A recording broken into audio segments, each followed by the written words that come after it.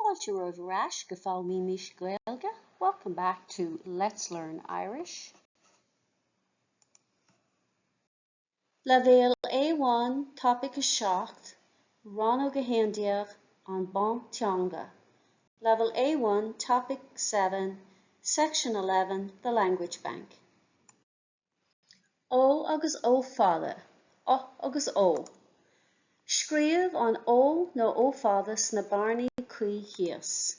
Write O or O fada in the correct place below. O agus ó fada. Rachamí tríd, we'll go through them. Tuaigh mé seans dit a léamh. I'll give you a chance to read each one.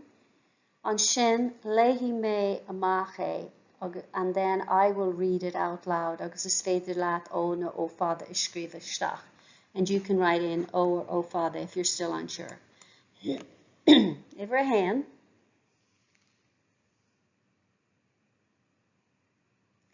Táim a mahóní a ggurcaigh. Over a dó.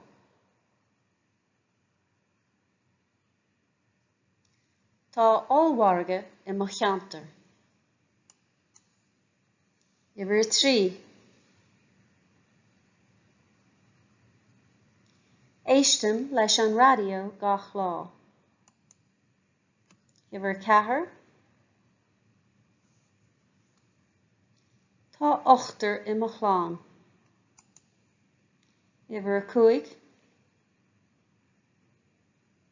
A haon, a dó, a trí.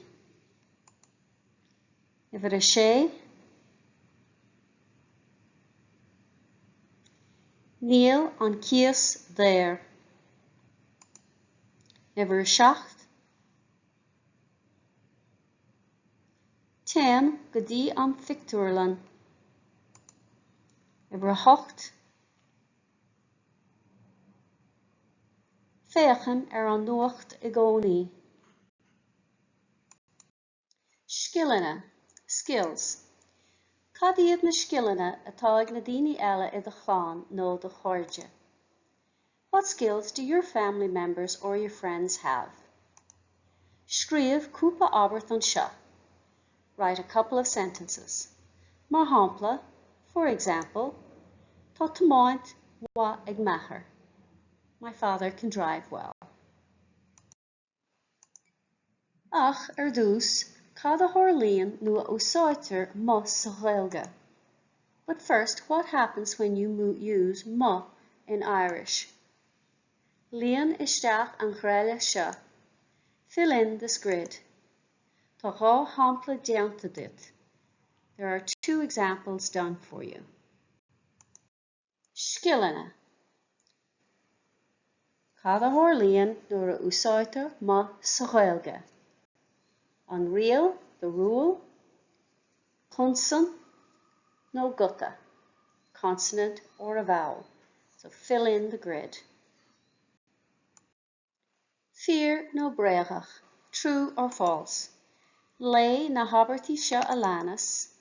An bhfuil siad fear no bréagach I do chás féin. Más abertí bréagacha iad, scríomh isteach an rud ceart. Read the following sentences. Are they true or false? If they're false, write in the correct answer. Frásaí fiúntacha, useful phrases. Úsáidtear an struchtúr tá nó níl agam go minic sa Gaeilge. Déan iarracht na frásaí ar chlé a bheith seáil leis na cín sa as béarla ar dheis. The structure tá rud agam nó níl rud agam is often used in Irish. Try to match the phrases on the left with the phrases in English on the right. An duine is fearr, the best person. Tá muinteoir nua á lorg ag scoil néamh-mhuire Paris. St. Mary's School in Paris is looking for a new teacher. Tá riachtanis an phoist luaite. The criteria are listed in the advertisement below. Lé an fógra seo a leanas. Read the advertisement. Tá trúr ag cúraisteach an bust. 3 people are applying for the job. Rannóg an duine is fearr agus aber cén fá. Select the best person and say why. Mar shampla, Moira. Mar, because, tá Gaeilge líofa, béir le maith agus Frankis ag Moira. Buanna. Líon na bearnaí leis na Buanna cuí ón Musca. Fill in the blanks with the appropriate talents from the box. Bua na hauráníochta, bua an sport, bua na cócaireachta, bua an cheol, bua na technolíochta. An adíocht cheart, the correct adjective. Chuireadh adíochtaí le Scileanna agus le Teangacha sa topic seo. Adjectives were added to skills and languages in this unit. Cad a tharla nuair a chuireadh adíocht le focail buiniochas. What happened when they were put with feminine nouns? Féach ar na samplaí, look at these examples. Gaeilge wa, focail buiniochas, Gaeilge.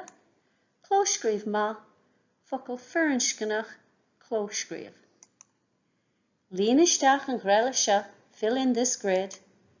Buin úsáid as an dá reagra seo. Use the following 2 answers.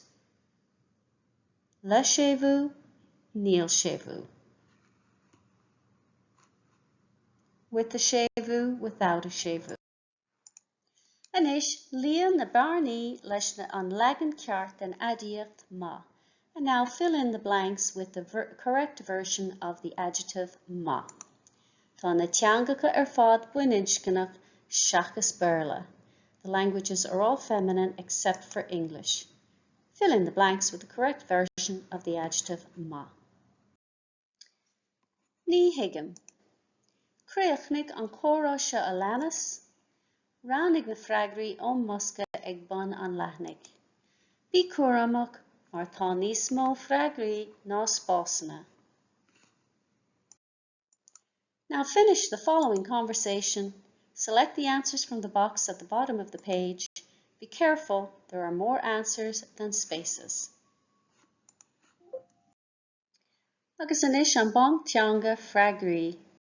And now the answers. Ó agus ó fada, táim a mo chónaí a ggurcaig. Tá allmhargaidh I mo cheantar. Éistim leis an radio gach lá. Tá ochtar I mo chláin. A héan, a dó, a trí. Níl an cias déir. Téim go dtí an fictúrlan. Féacham ar an nuacht I gcónaí.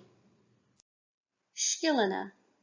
Tar éis mo chuirt ar séimhú roimh chunsan, mar shampla, mo thrathar, mo chara, mo mháthair. Tar éis mo chuirt ar úscavóg, apostrophe, roimh ghota, mar shampla, mo uncle, mantín, minín. Phrásaí fiontacha. 1D. Níl pingan rua agam. I haven't got a red cent. 2G. Níl feib ná ngrásta agam.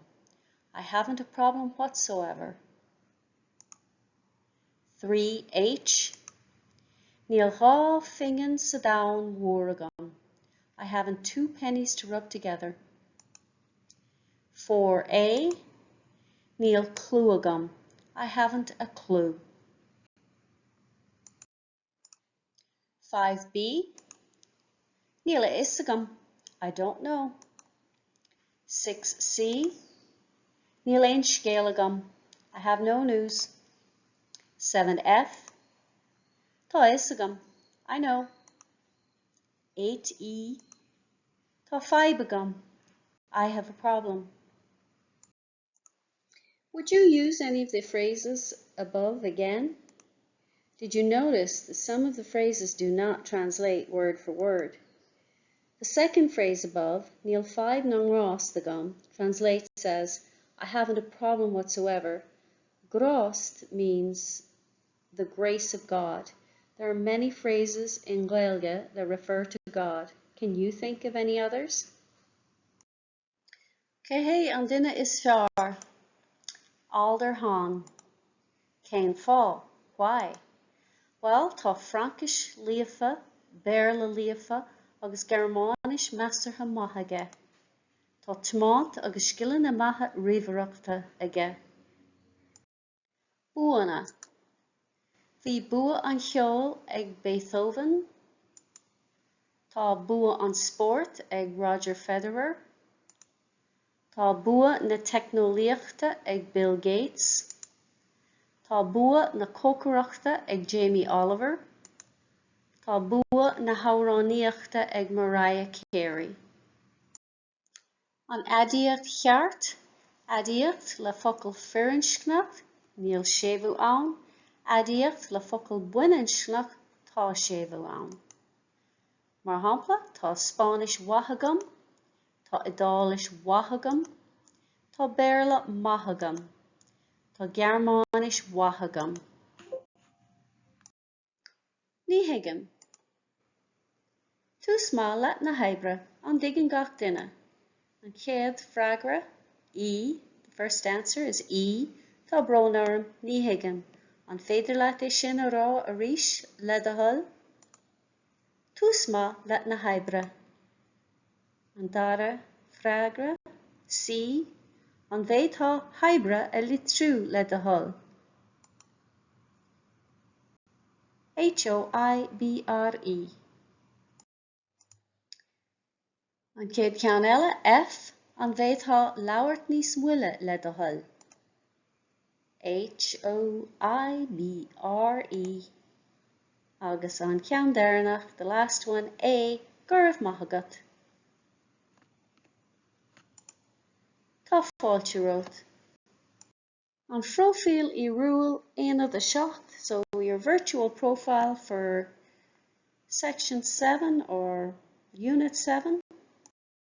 On profile I rule. Chroic tú profile I rule deireadh Aonad a héan. So you created a virtual profile at the end of topic 1. Currently leis an profile tar éis gach Aonad nua, we will add to the profile after every new unit. Is féidir leat úsáid a bhaint as an eolas atá sa profile I rule chun tleachta a dhéanamh arta féin a chur in aithne do dhuine. So you can use the information on your virtual profile to practice introducing yourself to other people. Ní gá dit de Henry Parsonta a úsáid. You don't have to use your personal details or information. Détá de haolaíocht a úsáid agus profile bréachach a cruthú. So you can use your imagination and create a false profile. This is just to give you practice. Agus san iscríbeisteach na Scileanna agus na Teangacha atá agat. Tá na nótaí agus bilóga oibre le fáil in éineacht le cóid fuaimne agus nasca na Quizlet, suíomh lúscartaí. The lecture notes and worksheets to accompany the course along with the MP3 files and Quizlet links, this is a flashcard website, are available.